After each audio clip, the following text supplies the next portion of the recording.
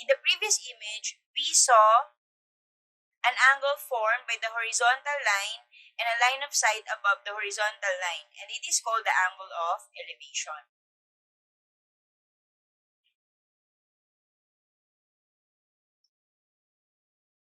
Okay, let us have this first example. Find x.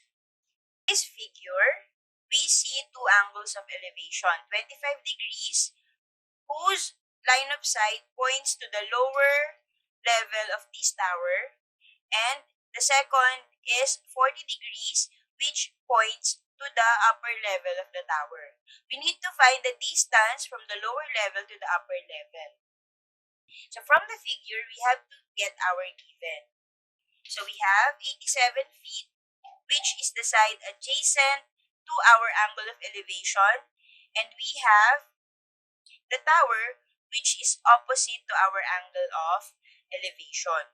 So if given is our opposite side and our adjacent side, we will be using the trigonometric ratio tangent, because tangent is opposite over adjacent. And we also have two values for theta. Let us name this theta sub 1, which is 25 degrees, and theta sub 2, which is 40 degrees. Let the height of this part be h. And to get the height of the whole tower, we're going to have h plus x. And when we need to find x, we just need to get the difference of h plus x and h. Okay, so how are we going to find h? We see that h is the side opposite to angle of elevation 25 degrees, and our given adjacent side is 87 feet. So we will be using the tangent function, to get the value of h. So we know that tangent is opposite over adjacent. Okay, and our theta sub 1 is 25 degrees, therefore we have tangent theta sub 1 is equal to opposite side, which is h, and the adjacent side, which is 87 feet. Now to find h, we have to multiply both sides by 87. Can divide out this 87. Therefore, h is equal to 87 times tangent of theta sub 1, which is 25 degrees. How are we going to find the length of the whole tower? The whole tower is said to be h plus x. So again, we will use the tangent function because the sides available are the opposite side and the adjacent side. So tangent 40 degrees is equal to the opposite side, which is h plus x, and the adjacent side, which is 87 feet. Okay, therefore, to find h plus x, we have to multiply both sides by 87. So this will be divided out. So we have h plus x, which is equal to 87 times tangent 40 degrees. And we know that h is equal to 87 times tangent 25 degrees. So we will just substitute it in this equation. By the way, to find x, we have to subtract h from both sides. So we're going to have 87 tangent 40 degrees minus h. And from our first solution, we know that h is equal to 87 times tangent 25 degrees. Substitute the value of h to our formula. So we have x equals 87 tangent 40 degrees minus 87 tangent 25 degrees. Question, can we factor out 87? We will see using our calculator if we are going to yield the same answer if we factor out 87. But first, let us solve for x. Following this solution, 87 tangent 40 degrees minus 87 times tangent 25 degrees.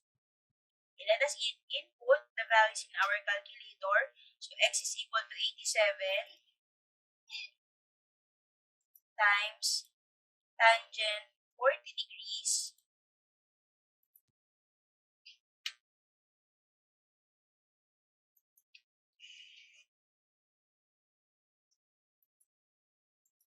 do not forget to close your parentheses so that it will not return an error.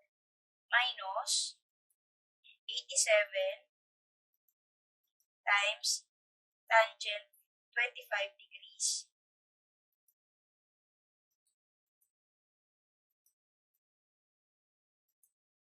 So we have 32.43. So we will just round off our answers to 2 decimal places. We will get 32.43. 43 because the number after 3 is 2. So we are not going to round it up. So the height of x for the distance from the lower level to the upper level is 32.43 feet because the unit in our given is feet. Let's see if we will yield the same answer if we factor out 87.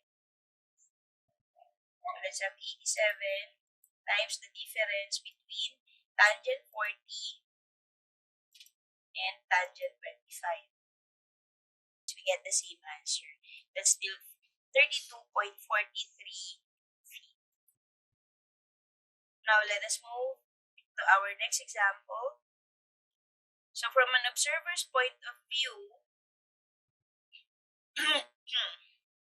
the height of the brick wall is y and the angle of elevation is 50 degrees. If the person is 6 feet tall, the distance from the person to the wall is 36 feet. How are we going to find the height of the wall? The height of the wall is represented by h. So how are we going to get the height of the wall? First, let us identify. Can we get the height of the wall in terms of y? Yes. The height of the wall is equal to y plus 6. Okay, now, given is our adjacent side and our opposite side, what function are we going to use? We will use tangent because the opposite side and the adjacent side are even. Okay, so we know that tangent theta is equal to the opposite side over the adjacent side. So in this example, theta is 50 degrees. The opposite side is y, and the adjacent side is 36 feet. Again, the unit used in this example is feet. Okay, so tangent 50 degrees is equal to y divided by 36.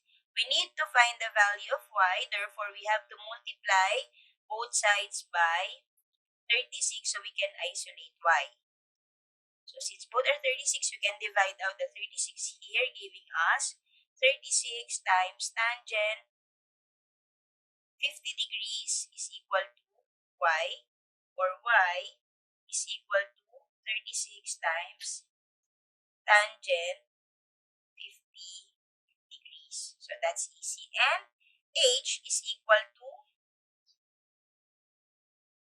y plus 6. And y is known to be 36 tangent 50 degrees. So h is 36 tangent 50 degrees plus 6. First, let's find the value of y. Using our calculator. Okay, so we have to get y. So y is equal to 36 times tangent 50 degrees.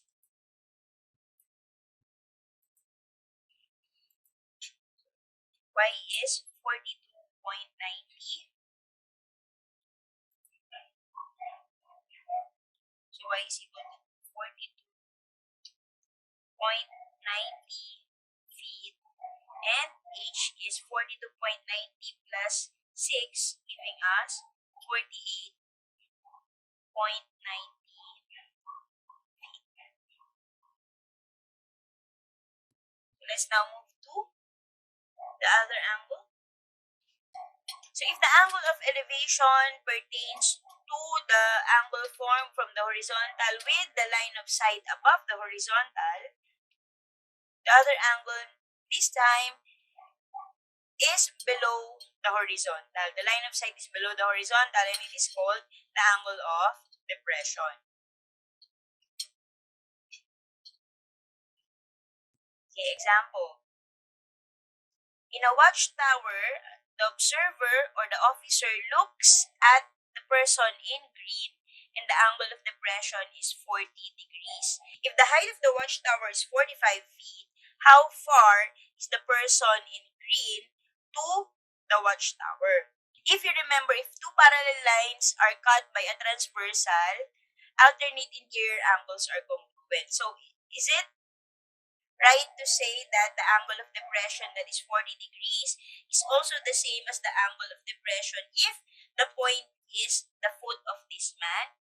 How are we going to find x? So we know that the watchtower and this line are parallel, therefore this is also 45 feet. This is also x. So if the angle of depression is 40 degrees and we have 45 feet across our angle of depression, x is our adjacent side. So what function are we going to use? Since the given are the opposite side and the adjacent side, we will use the tangent function or the tangent ratio. So tangent, again, tangent theta is equal to the opposite side divided by the adjacent side. And in our example, theta is 40 degrees, so this is tangent 40 degrees equal to the opposite side, which is 45 feet, and the adjacent side, which is x. Since x is the unknown, how are we going to find x? How are we going to isolate x? Okay, we can multiply both sides by x, or we can also cross multiply. But so when we cross multiply x and tangent 40 degrees, we're going to have x equals 45 divided by tangent 40 degrees. Okay, so x is equal to 45 divided by tangent 40 degrees. Let's again use our calculator. Okay, so to find x, let us divide 45 by tangent 40 degrees.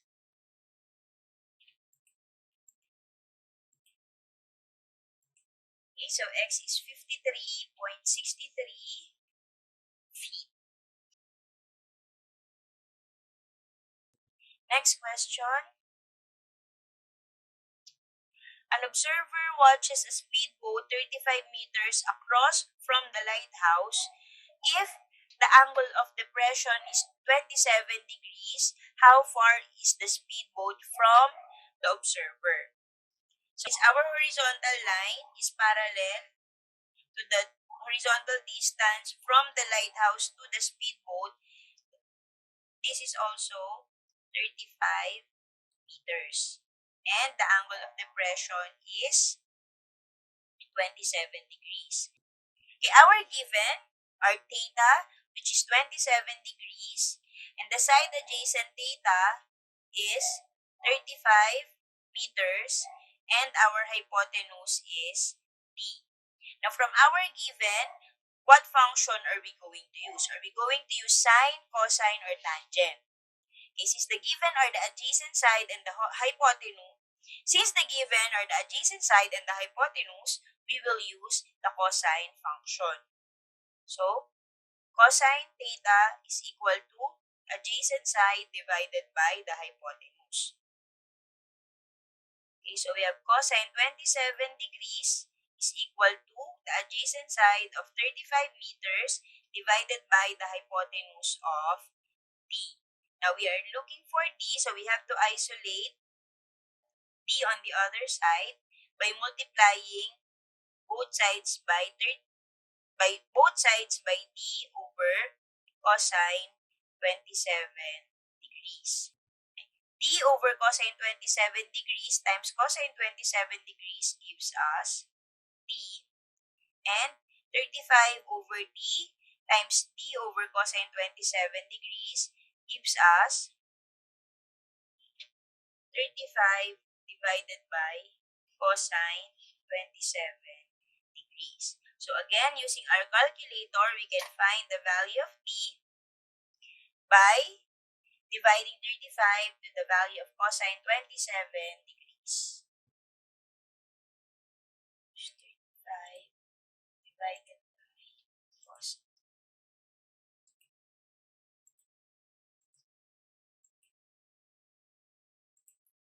So which is 39.28 meters. So that means that the distance from the speedboat to the observer on the lighthouse is 39.28 meters. That's it for this lesson video. See you again when we answer the practice exercise. Thank you, keep safe, and stay healthy.